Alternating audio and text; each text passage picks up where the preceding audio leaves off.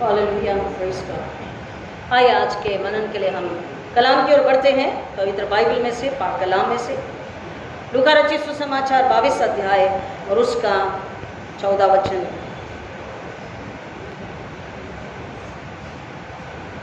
लूका रचित सुसमाचार 22 अध्याय उसका 14 वचन। लूक 22:14। जब समय हुआ तो यीशु भोजन करने बैठा और प्रेरित भी उसके साथ बैठे। उसने उनसे कहा, अपने दुख उठाने से पूर्व मेरी बड़ी अभिलाषा थी कि मैं तुम्हारे साथ फंसे खाऊं। प्रभु परमेश्वर अपने वचन के पढ़े सुने जाने पर आशीष। आमीन। आइए दुआ करें। मेरे मुख्य शब्द हमारे हृदय के विचार खुदान आपको कबूल हो, इसलिए फिर एक बार शुक्रिया अदा करते पाक रूह के हाथों में अपने आप को और हम सबों को देती हूँ। पवित्र आत्मा अगुवाई कीजिए, नियंत्रण लीजिए, अधिकार कब्जा लीजिए, हमारी आत्मा को स्पर्श कीजिए, बुद्धि को स्पर्श कीजिए, हमारी आत्मिक भूख प्यास को बढ़ाइए कि हम खुदावन सुनकर समझ के विश्वास करके आपके लिए फल लाने वाले ऐसा होने दीजिए। इसलिए बाप पवित्र आत्मा के जरिए आप अपनी इच्छा पूरी कराइए। मेरे होठों को अग्नि से छूकर जो आप कहते हैं खुदावन बोलने के लिए और हम सबको सुनकर विश्वास करके उसमें बने रहने बढ़ने के लिए आप आशीष कीजिए। हम गड्ढे यीशु बड़े ऐसा होने दीजिए, मांगते यीशु मसीह के नाम में, आमीन। खुदा का शुक्र करेंगे फिर एक बार आज के पाक मुबारक दिन के लिए, मौके के लिए जो हम सबों को उसके फजल में मिला है। पिछला समय, पिछला दिन, पिछली रात खुदा ने संभाला और फिर एक बार आज हमें जिंदगी दी कि हम उसके घर में आए और हम इबादत करें, पाक शरबानी लें और हम अपने आप को फिर एक बार अपने घरानों से उसके जलाल के लिए सौंप दें। हालेलुया, आमीन। खुदा का शुक्र करेंगे कि आज हमें जिंदगी मिली है कि हम उसके साथ कम्युनियन, फेलोशिप, संगति कर सकें। हालेलुया। एक व्यक्ति, एक प्रचारक हर दिन एक परिवार में जाते, दरवाजा खटखटाते, उन्हें प्रभु यीशु मसीह के वचन के विषय, प्रभु यीशु मसीह के प्रेम, प्रभु यीशु मसीह की मौत उद्धार के विषय बताते और वो चाहते कि वो इंसान, वो घराना उस बात को समझे और मसीह में आनंद को पाए। कौन सा आनंद? आत्मिक आनंद, स्वर्गीय आनंद। जब उन्होंने वचन बताया, उन्होंने ट्रैक्स दिया, उस व्यक्ति ने लिया, सुना, लेकिन दोबारा जब वो गए तो फिर उन्होंने दरवाज़ा तो ज़रूर खोला, लेकिन दरवाज़ा खोलते उन्होंने उसे भगा दिया और ये सिलसिला चलता रहा।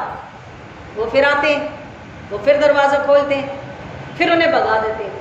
वो उनसे एक ही कहते, भाई यीशु मसीह आपसे प्यार करते हैं, भाई यीशु मसीह आपके घराने से बहुत प्यार करते हैं, भाई यीशु मसीह आपसे और आपके घराने से बहुत प्यार करते हैं, भाई यीशु मसीह ने आपके और आपके घराने के लिए अपनी जान दी, भाई यीशु मसीह आपकी फिक्र करते हैं, भाई यीशु मसीह को आपकी परवाह है इसलिए मुझे बेचते हैं, भाई यीशु मसीह स्वर्ग में अपना बेटा बेटी घराना बनाकर आपको रखना चाहते हैं। वो हर बार आते, हर बार उनसे कहते और वो धक्के मार कर उन्हें बाहर निकाल देते। सिलसिला चलता रहा लंबे समय तक।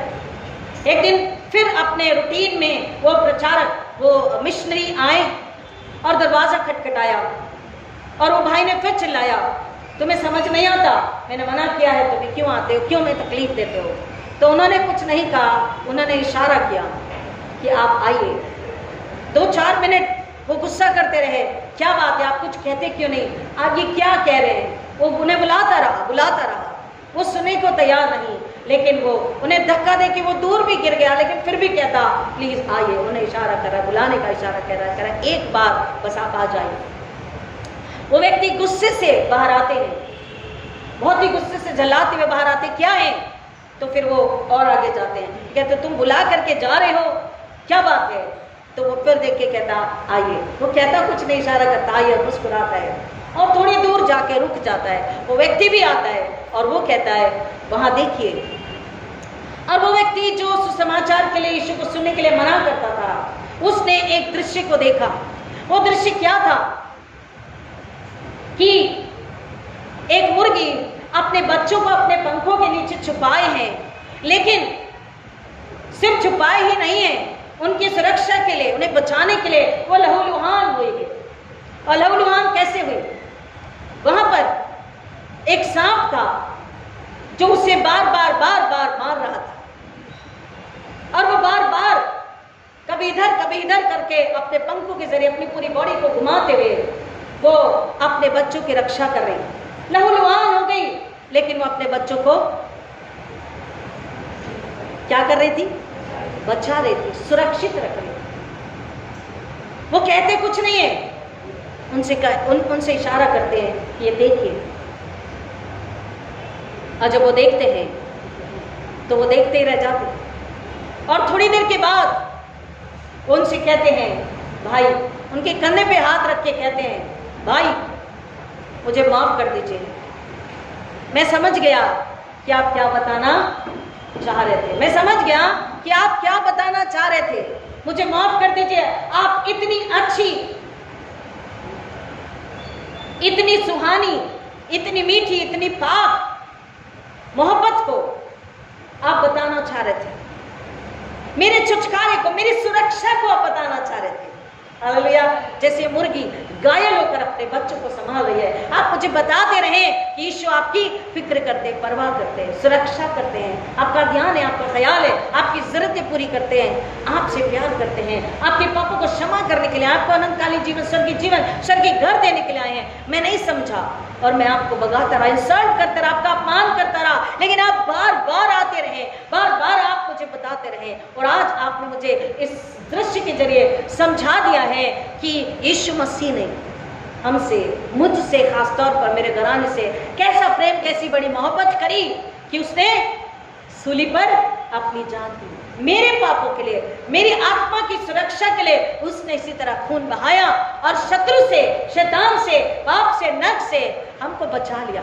बोला, भाई आपका धन्यवाद कि आपने बिना थके, बिना अपमान को सहते हुए, बिना अपमानित हुए, आपको मैं अपमान करता रहा, लेकिन आप अपने अपमान को, अपने आप को फील नहीं होने दिया, और आपने मुझे अंत में यीशु के पास आने के लिए प्रेरित किया।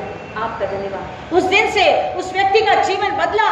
वो बाइबल पढ़ते, दुआ करते, पश्चाताप करते, और जिस दिन मन फिरा के पश्चाताप करके यीशु को पा लिया, यीशु की बात सुन ली, उसने यीशु को अपना जीवन समर्पित कर दिया। अब वो बाइबल को लेकर, ट्रैक्स को लेकर किसी और का दरवाजा खटखटाते कि यीशु आपसे प्यार करते। हालेलुया।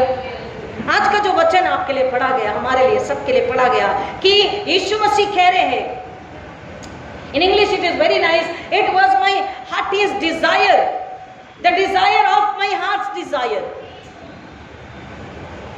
मेरी बड़ी अभिलाषा थी, मेरी बड़ी चाहत थी कि मैं तुम्हारे साथ ये फंसे खाऊं। प्रभु यीशु मसीह, ये जो आप मेरी और नहीं, एक सेकंड के लिए आप वेदी की अगर आप देखेंगे, ऑल्टर की अगर आप देखेंगे, जो कपड़े से ये प्रभु बोझ के एलिमेंट्स ढके हुए हैं, प्रभु बोझ के एलिमेंट्स जो ढके हुए हैं, कभी आपने सोचा कि ये ढका क्यों होता है? मैं उसको बाद में आपको बताऊंगी, लेकिन प्रभु यीशु मसीह हमें अपने आप को बताना है। आज प्रभु यीशु मसीह मुझको, आपको फिर एक बार याद दिला रहे हैं कि मेरी चाहत क्या है? मेरी चाहत तुम हो। Hallelujah, hallelujah.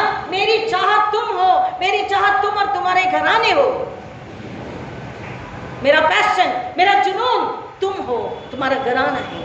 मेरा ड्रीम, मेरा सपना तुम हो और तुम्हारे घराने हैं। हालेलुया। मुझे क्या चाहिए? मैं तुम्हें चाहता हूं, मैं तुमसे प्यार करता हूं। मेरी इच्छा, मेरी चाहत, मेरी लालसा चाहे तुम हो और तुम्हारे घराने हैं। मैं एक एक व्यक्ति को इस दुनिया में जो है बहुत प्यार करता हूं, वो मेरी चाहत है। उनके लिए मैं इस दुनिया में आया, उनके लिए मैं दुखी हुआ, उनके लिए मैं अपमानित हुआ, उनके लिए मैंने दर्द, मौत ले ली, उनके बदले का दंड लिया, और मौत को हराकर, नरक को हराकर, शरीर, संसार, पाप को हराकर मैं तुम्हें जीवन देता हूं। तुम मेरी चाहत हो। हम जब प्रभु बोझ के लिए आए तो महज हाँ बस संडे है, हमें जाना है, प्रभु बोझ लेना है, इसलिए नहीं। हम पूरी आत्मा के साथ, पूरी भूख प्यास के साथ, पूरे आदर के साथ, पूरे ईमान के साथ हम उस कटोरे में से खाएं और पिए। क्यों? क्योंकि ये जो कम्युनियन है, ये जो फेलोशिप है, ये जो संगति है, ये फिर एक बार हमें स्वर्ग से, परमेश्वर से, प्रभु यीशु मसीह से, पवित्र आत्मा से जोड़ती है, एक कर देती है। और जब ये दो एक हो जाते हैं तो there happens the miracle. Hallelujah. जब हम और स्वर्ग एक हो जाते हैं, जब ये पूरी जमात, मैंने हमेशा कहा, फिर कहती, बाइबल के अनुसार हमारे अलग परमेश्वर की एक कलीसिया, एक परिवार। हम यीशु की एक देह, उसकी एक दुल्हन है और हम अलग अलग अंग है। लेकिन वो कहता है तुम एक मन एक आत्मा से जब खुद के लिए, अपने घराने, एक दूसरे के लिए दुआ करते हो और एक दूसरे को उसकी मोहब्बत में माफ करके उसको ईमान में, वचन में बढ़ने के लिए उसकी मदद करते हो, तुम मेरा सा प्यार जब करना शुरू कर देते हो, तुम और मैं एक हो जाते हैं। ये बहुत ज्यादा समय नहीं लेता है। इट टेक्स हार्डली 2 मिनट्स और 5 मिनट्स। जब हम अपने आत्मा को सौंप दें, अपने दिल को सौंप दें, और वो जो चाहता है हमारे अंदर से चाहते हैं, तो कहता हाँ मेरी चाहत तो यही है, मेरी चाहत तो यही है जो तेरे अंदर है।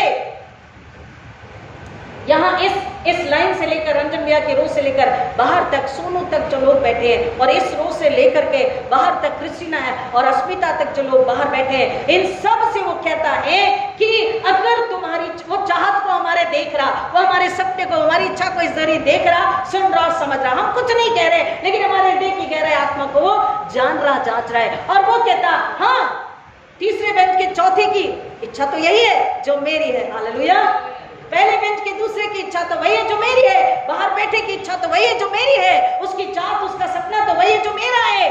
वो कहता तू और मैं एक है। और फिर जब हम उसकी चाहत को पूरा करते हैं, हम उसके जुनून से भरकर उसके सपने को, जो हम उसका सपना है, इस सपने को उसने पूरा किया, अब ये सपना उस एक और को सपना बना करके उसके पास जब लाते हैं, वो कहता तूने स्वर का मांगा, मैंने सुन लिया, मैंने तुझे दे दिया, और यरूह को मैंने बचा लिया।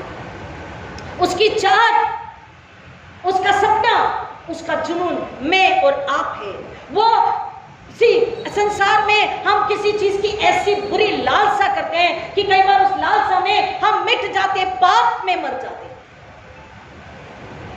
we say ना, I long for that. In English we say I long for your fellowship. I long for your fellowship. प्रभु यीशु मसीह कह रहा है I am longing right now for all of you for your fellowship. Hallelujah. मैं तुम्हारी संगति के लिए इस घड़ी तड़प रहा हूँ, भूखा हूँ और प्यासा हूँ। मेरी चाहत तुम हो, मेरी प्यास तुम हो, मेरा सपना, मेरा जुनून तुम हो। इस घड़ी अगर तुम अपने आप को शून्य करके, खाली करके, मेरी आज्ञा पालन में शरीर संसार को निकाल कर, शरीर संसार की इच्छा चाहत को निकाल कर तुम स्वर्ग के लिए भूखे प्यासे हो, तो तुमने मेरी चाहत पूरी कर दी। और अब तुम्हारी चाहत क्या रही? एक और रूह के लिए। हालेलुया। वो क्या चाह रहा है कि अब प्रभु यीशु मसीह कहते हैं इस अध्याय में आगे कि अब तुम्हारे साथ जब मैं भोज खाऊंगा, इसके बाद मैं डायरेक्टली कब खाऊंगा? स्वर्ग के राज्य में एक साथ। हालेलुया। जब प्रभु यीशु मसीह हमें लेने के लिए आएंगे, हम जब साथ में होंगे, वो दृश्य कुछ अलग होगा। अभी मैं और आप यहाँ हम एक साथ उस भोज में, कौन होगा? प्रभु यीशु मसीह। आज हम उसका मांस लहू खा रहे हैं, उस वक्त तो हमारे सामने होगा, हम उसके साथ होंगे। और वो कहता है कि जब तक फिर स्वर्ग के राज में ना जाओ, स्वर्ग का राज जमीन पर ना जाए, तब तक मैं उसको नहीं खाऊंगा। वो क्यों? क्योंकि वो हमारे लिए अब दे चुका और फिर एक बार हमारे लिए इंतजार कर रहा है। फिर उसको हमारी चाहत है कि जब मेरे घराने, मेरी कलीसिया, मेरी दुल्हन, मेरी देह, मेरे बच्चे, फिर एक बार इस आज हमको दुख उठाना है, दुख उठाना पड़ता है। कैसा दुख? वो मिशनरी जिनको जलाया, काटा, मारा जा रहा, चर्च तोड़े जा रहे, वो दुख उठा रहे। कुछ लोग प्रार्थना करते समय अपमानित किए जाते हैं, उनके घर तोड़े जाते हैं, वो दुख, वो यातना, पीड़ा है। हमको कौन सी यातना, पीड़ा है? मैं हर दिन खुदा का शुक्र करती, लॉर्ड आपने ऐसी विकट परिस्थिति में इतने सालों से इस चर्च को खड़ा रहने दिया, इस 4 कलीसिया को खड़ा रहने दिया, हमको ऐसी सुंदर सी जगह आराधना के लिए दी है। मैं मानती हूँ थोड़े नेगेटिव बातें हैं कि भाई रोड छोटा है, पार्किंग नहीं है, लेकिन इसको बुलाएं तो क्या हमारे पास इतना बड़ा चर्च आराधना के लिए नहीं है? सुंदर जगह नहीं है ना? कोई विरोध है? कोई तकलीफ है? नहीं। हमारे पड़ोसी अपने पर्व मनाते हैं, लेकिन क्या हमें तकलीफ होती है? नहीं। हम आराम से इस घर में बैठे इबादत कर सकते हैं। हमें तकलीफ कुछ नहीं है, लेकिन फिर भी हमारी संगति, पूरी संगति जैसा वो चाहता है, कम्युनियन, फेलोशिप, उसके साथ वो क्यों नहीं महसूस करता? पवित्र आत्मा के जरिए वो संगति पूरी क्यों नहीं होती? उसको हमारी चाहत है, उसका जुनून हम है, उसकी लॉन्गिंग हम है, लेकिन क्या हमारे लिए वो बात है कि हमारी इच्छा वो है, हमारी चाहत वो है, हमारा सपना वो है, हमारा जुनून वो है, हमारी लॉन्गिंग, हमारी अभिलाषा वो है? He longs for us। क्या हम उसके लिए बहुत ज्यादा तड़पते हैं? क्या हम दुख उठा रहे हैं? क्या हम दुख उठा रहे हैं थोड़ी देर शांत रहने के लिए? ये दुख है। क्या हम दुख उठा रहे हैं थोड़ी देर भूखा प्यासा रहने के लिए? क्या हम दुख उठा रहे हैं किसी को माफ करने के लिए? क्या हम दुख उठा रहे हैं? कुछ नहीं है, बस इतना ही है, लेकिन खुदा के लिए उसे सौंप देना है उसके वजह से। क्या हम दुख उठा रहे हैं कि अपमान में भी हम उससे प्यार करके उसकी सेवा के लिए समर्पित हैं? क्या हम दुख उठा रहे हैं कि अपमान सह करके भी मैं और मेरा घराना उसकी सेवा के लिए, खिदमत के लिए सौंप दिए जा चुके हैं? क्या हम दुख उठा रहे हैं कि हमने 3 दिन 4 दिन लगातार घुटनों पर आकर रोजे रख के दुआ करी? किसके लिए? खुद के लिए नहीं, अपनी जमात, अपनी कलीसिया के लिए, अपने पड़ोसी के लिए, ये मेरा पड़ोसी है, इनके लिए। क्या हम ऐसा दुख उठा रहे हैं? क्योंकि कलाम कहता है, पौलुस कहता है कि अगर हम दुख उठाते हैं तो हम उसके साथ आशीष को भी पाएंगे। Romans 8:16, Romeo 8:16। आत्मा स्वयं हमारी आत्मा के साथ मिलकर साक्षी देता है कि हम परमेश्वर की संतान हैं। यदि हम संतान हैं तो उत्तराधिकारी भी, परमेश्वर के उत्तराधिकारी और मसीह के सह उत्तराधिकारी, जबकि हम वास्तव में उसके साथ दुख उठाते हैं कि उसके साथ महिमा भी पाए। हालेलुया, बोले ना हालेलुया, हालेलुया, आमीन। हमको थोड़ा सा दुख, अपने आप का इनकार करना, अपने आप को बुलाना, सह लेना, समझ लेना, माफ कर देना, त्याग कर देना, प्रार्थना करना, दूसरे को प्रार्थना में ऊंचा उठाना, ये यीशु की देह के अलग अलग अंग है। तो इन अलग अलग अंगों के लिए दुआ करना, माफ करना, प्रार्थना में ऊंचा उठाना, संगति में ऊंचा उठाना। यीशु मसीह कहता तुम एक दूसरे का ख्याल रखो, एक दूसरे के हित का ख्याल रखो। तो वो जब करते हैं तो कई बार इंसान होने के नाते थोड़ा सा दुख होता है कि भाई बिना गलती के मुझे बोला, मैं क्यों माफ करूंगा। इवन बच्चे कहते हैं, छोटे बच्चे कहते रेवरेंड आंटी, पास्टर आंटी, हमारी गलती नहीं थी, तो कोई बात नहीं। लेकिन उस दुख में अगर कहीं आनंद है, कहीं बन रहा है, कहीं क्रिएट हो रहा है, कहीं सिरजा जा रहा है, तो वो दुख एक बड़ा आनंद है उस दो फेलोशिप में आए लोगों के लिए और स्वर्ग की महिमा के लिए। आप समझे मैंने क्या कहा? उसकी चाहत हमें, हमारी चाहत, उसकी चाहत के लिए उसने क्या किया? यीशु मसीह ने अपनी चाहत के लिए क्या किया? हम उसकी चाहते तो उसने क्या किया? अपने आप को दे दिया, अपने आप को मिटा दिया। उसने अपनी चाहत पाने के लिए, सपोज यीशु की चाहत मैं थी तो मुझे बचाने के लिए क्या किया? मुझसे खून मांगा? नहीं, अपना खून बहाया। हालेलुया, अपनी जान दे दी, मेरी जान बचाने, सब को त्यागा मुझे स्वर्ग ले जाने। आप उसकी चाहते, आपको बचाने उसने सब कुछ मिटा दिया। अब उसकी चाहत उसके पास है, तो अब ये चाहत जो यीशु की चाहत है, इनसे वो क्या चाहता है? हालेलुया। और मेरी आपकी चाहत क्या होनी चाहिए? एक एक घराने का एक एक सदस्य मसीह के पाक रूह के साथ क्या करे? कम्युनियन, फेलोशिप, संगति करे। और जब संगति करता है, he or she longs for heaven and heaven's fellowship through the Holy Spirit। परमेश्वर उससे पूरा करता है, और जब परमेश्वर से पूरा करता है तो अभी हमने वचन को पढ़ा, हम परमेश्वर की संतान बनते हैं, हम उत्तराधिकारी और यीशु मसीह के साथ संगी वारिस, यानी उसके सहकर्मी। तो जो यीशु मसीह का है वो उसकी चाहत यानी हमारा है। हालेलुया। जो यीशु मसीह का है, जो स्वर्ग का है, वो हमारा है। और जब हमारा स्वर्ग का है तो हमें स्वर्ग की ताकत को लेकर, स्वर्ग के प्रेम बुद्धि को लेकर, स्वर्ग की समझ को लेकर दुनिया में जाना है। आमीन।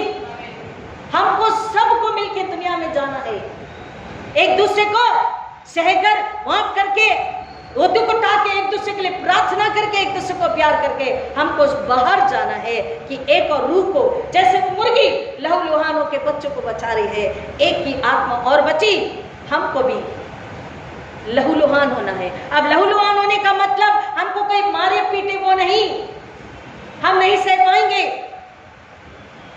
हम तो बिना स्लीपर के कई बार चल नहीं पाते, थोड़ा सा कंकर पैर में गड़ता, हम नहीं चल पाते, हमको इतनी स्लीपर की आदत हो गई, हम क्या लहूलुहान हो पाएंगे? लहूलुहान शारीरिक नहीं, युद्ध है। मल्ल युद्ध कैसा है? मार्शल का नहीं, आत्मा का युद्ध है। तो आत्मा में जब कितनी भी तड़प है, लेकिन हमने अपने आप का इनकार किया और माफ किया, सुसमाचार के लिए तकलीफ, दुख, भूख, प्यास सब सह करके हम जब आगे बढ़ते हैं, शैतान से कुश्ती जब लड़ते हैं, ये दुख उठाना है, ये लहूलुहान होना है। और जब हम इसमें खरे उतरते हैं, खुदा का वचन कहता है कि हम केवल संतान नहीं, हम उत्तराधिकारी बनते हैं। केवल उत्तराधिकारी नहीं, वी बिकम द को-हेयर्स, यानी कि सहकर्मी, सह उत्तराधिकारी बनते हैं। और हमें फिर कुछ मांगने की जरूरत नहीं होती। जब हम उसकी महिमा लाते हैं तो यीशु मसीह हमारे लिए सब कुछ पूरा कर देता है। दूसरी बात, पवित्र प्रभु भोज के बाद, इस पाक शरबानी के बाद हमें क्या मिलता है? कई बार लोग कहते हैं पवित्र प्रभु भोज लेने के बाद भी नहीं, शांति नहीं है, चंगाई नहीं है, आराम नहीं है, सुकून नहीं है। लेकिन पवित्र प्रभु भोज हमें बताता, इतना वक्त नहीं, लेकिन घर जाके पढ़िएगा, उत्पत्ति उसका 14-15 अध्याय और जेनेसिस का 14-15 चैप्टर घर जाके पढ़िएगा। जब मेलिकिसेदेक, कौन आया? मलिकिसेदेक। और मलिकिसेदेक जब अब्राहम से मिलता है, उसे दाखरस रोटी देता है, अब्राहम उसे अपनी सब कमाई का 10वांश देता है। उसके बाद क्या होता है? वचन कहता है कि परमेश्वर उसे वर्ड देता है, प्रतिज्ञा। इस पवित्र प्रभु भोज के बाद हमारे जीवन में सबसे पहले शांति है। अब्राहम को परमेश्वर ने वो शांति दी, वो आनंद दिया, वो सुकून दिया, एक वर्ड यानी प्रतिज्ञा दी, आशीष की, बहुतायत की प्रतिज्ञा दी। डर को दूर किया, बोला डर मत, और बहुतायत को दिया, अपने वायदे को पूरा किया। आज जब आप दुआ करते तो कहते हैं अब्राहम, इसहाक और याकूब का परमेश्वर, और उस आशीषों को आप क्लेम करते हैं। हेलो, उस आशीष को क्लेम करने के लिए हमें संतान बनना, उत्तराधिकारी बनना, सह उत्तराधिकारी बनना जरूरी है। We have to pass the criteria. हम कमेटी में बैठते तो हम क्राइटेरिया की बात करते हैं, है ना? आत्मिक जीवन में भी क्राइटेरिया है, आत्मिक जीवन में भी उसूल है, नियम, कायदे, कानून है, जो जेनेसिस से लेकर, उत्पत्ति से लेकर रेवलेशन, प्रकाशित वाक्य तक मेरे और आपके लिए, मेरे घराने, आपके घराने, सारी विश्वासियों के लिए दिए गए। जब हम उसमें बने रहते हैं, मसीह में जब हम एक संगति हो जाते हैं, इस पाक शरबानी के बाद उसकी चाल, हमारी चाल, हमारी सोच, उसकी सोच, हमारी समझ, उसकी समझ मिल जाती है, हमारी चाहते मिल जाती है। हमारी प्रार्थना अपने लिए नहीं होती है, दूसरे के लिए होती है, अपने भाई बहनों के लिए होती है, कलीसिया के दूसरे परिवार के लिए होती है, सुसमाचार के लिए होती है। हम खुद के लिए नहीं मांगते। When we pray, many times when I pray, I think what to ask for myself. अपने आप के लिए क्या मांगूं? खुदा ने सब कुछ तो दे दिया, अपनी बेटी बनाई, अपनी सेविका बनाई, अपना जीवन, बहुतायत का जीवन, अपना बाकरूस, सब कुछ तो दिया, भली सी सेवा दी, प्रार्थना के उत्तर देता है हर दिन, आत्माएं बच रही है, दुष्ट आत्माएं नाश हो रही है। क्या मांगे? वो कहता है तुझे दूसरे के लिए मांगना। हम सब बुलाए, चुने और भेजे गए। ये जवान बच्चे, पता नहीं आप लोग कितना सुनते और कितना समझते हैं। मैं आपकी आत्मिक माँ हूँ और माँ डांटती है, जितना प्यार करती है, जितना डांटती है उससे दोगुना प्यार करती है। आप जब जॉब करते हैं या पढ़ाई करते हैं, जितने भी जवान बैठे हैं, आप ही जवान नहीं, मतलब आप 40-45 के भी जो जवान है, आप जहां भी काम करते हैं, पढ़ाई करते हैं, नौकरी बिजनेस करते हैं, आपको वहां पर अपने दोस्तों को नॉन वर्किंग मतलब जो आपके अटेंडेंट्स होते हैं ना, लाइक चपरासी जो होते हैं, पियोन होते हैं, उनको, आपके ऑफिसर्स को, आपके वर्कर्स को, आपके साथ जो काम करते हैं, उनको आप क्या बताते हैं और आपको क्या बताना है। जब आपसे कहते हैं कि भाई बहुत तकलीफ है, बॉस ने नाक में दम करके रखा है, घर में बहुत परेशानी है, कमाई पूर्ति नहीं है, हेल्थ साथ नहीं देती है, टाइम पे पहुंच नहीं पाते, अक्सर नौकरी वाले यही बात करते हैं।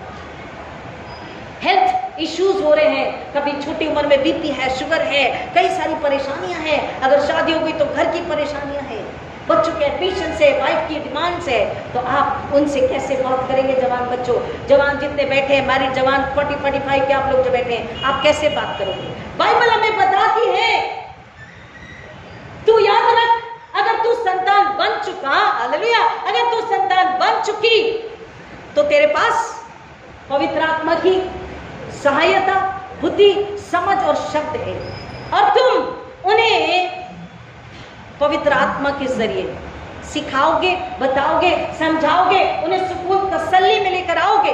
और जब तुम इतना करके वहां खत्म करोगे, उनके अंदर एक सवाल आएगा, भाई मैं भी तो 25 का और ये भी तो 25 का है, मैं भी तो 40 का, वो भी तो 40 का है, मुझ में इतनी समझ नहीं, इसमें कहां से समझ आई। और तब वो आपसे पूछेंगे, भाई कुणाल, हेनरिक, अभिषेक, लवजीत, रॉबिन, रिचर्ड, रॉबिन्सन, सारा, मोनल, लियो, मारिया, आपसे पूछेंगे आप में इतनी समझ कैसे। महिमा, ये जवान बच्चे बैठे, सुजाता, आपसे पूछेंगे आप में इतनी समझ कैसे। तो आप क्या बताएंगे, ये समझ मेरी थोड़ी है, मुझ में कहां समझ। आप उन्हें बताएंगे नीति वचन, प्लीज मैं भेज रही 2-4 वचन प्लीज पढ़ लीजिए। नीति वचन, वचन संहिता बुद्धि के वचन है। दिस इज नॉट धर्म परिवर्तन। मेरी बुद्धि नहीं है, आप क्या बताओगे, ये मेरी बुद्धि नहीं है, ये किसकी बुद्धि है, मेरे सहायक की बुद्धि है। तो बोलेंगे हु इज सहायक, हु इज हेल्पर, कौन है तुम्हारा सहायक। तो बोलो स्वर्ग से आया मेरा सहायक कौन है, पवित्र आत्मा, पाक द होली स्पिरिट, वो मेरी मदद करता, वो मेरी अगुवाई करता, वो हमें सिखाता है। और हम दुख में भी, तकलीफ में भी, पीड़ा में भी, अपमान में भी, डिमोशन में भी, प्रमोशन में भी हम एक जैसे ही रहते, न चिड़चिड़ाते, न कुड़कुड़ाते, न घमंडी होते। अगर डिमोशन है, हमको पता है कि हमारा विरोधी शैतान अगर इस बात की ताक में है कि हमें विश्वास से अलग करे, तो हम शैतान को कुचलते हैं। हमें डिमोशन और प्रमोशन से फर्क नहीं पड़ता, हमें फर्क पड़ता है कि हम ईश्वर की महिमा ला रहे या नहीं, हम उस ऑफिस में विश्वास में, मसीह के विश्वास में काम करें या नहीं। प्रियो, जब आप ये बात कह के, प्रार्थना करके वहां ऑफिस में जाते हो, स्कूल कॉलेज में जाते हो, और आप जब पवित्र आत्मा के जरिए आप लोगों से बातचीत करते हो, उन्हें तसल्ली, सुकून देते हैं, सचमुच में आप पवित्र आत्मा को प्रसन्न करते हो। और जब आप पवित्र आत्मा को प्रसन्न करते हो, उसके बाद सारा कंट्रोल कौन ले लेता है, The next is the Holy Spirit. He does his work. पवित्र आत्मा अपना काम करता है उस व्यक्ति के जीवन में, और वो यीशु पर धीरे धीरे विश्वास करने लग जाता है। उसकी चाहत में, मेरी चाहत कोई और। अब मेरी चाहत ए, परमेश्वर की भी चाहत ए। 2 are for 1। बोलिए ना, 2 are for 1। आपको समझा? तो एक के लिए, हालेलुया बोलिए, हालेलुया। समझा है तो बोलिए 2 are for 1। अगर हम दो उस एक के लिए हैं, तो पूरा स्वर्ग, पूरा पिता, पुत्र, पवित्र आत्मा, पुनरुत्थान की ताकत, पवित्र आत्मा, हम मिल करके उस एक को बचा लेते। फिर हम दो, उस एक को जो मिल करके स्वर्ग, हम मिलके एक को बचाया, वो, और अब उसकी चाहत क्या होगी, एक और इस तरह से ईश्वर ने कहा, परमेश्वर ने कहा, गो एंड मल्टीप्लाई।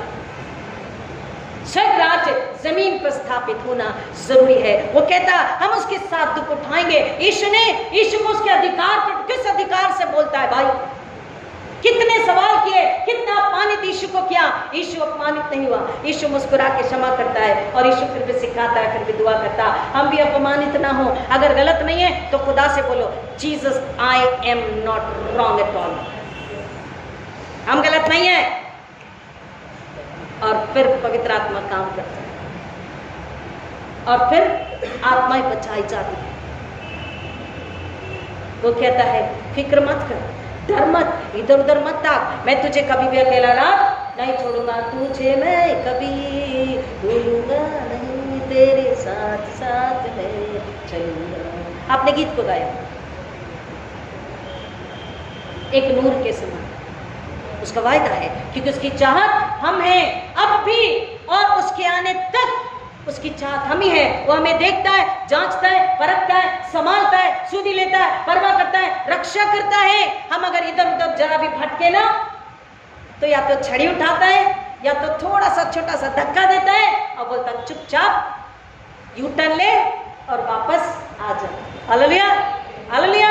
कई बार रात हो गई, 11 बज गए, मम्मी पूछती, पापा पूछते किधर है मेलरी, किधर है रॉबिन, किधर है कुणाल, किधर है लियो लेस्लिन, दहीसर रोड पता नहीं बड़े घाट को जो भी है।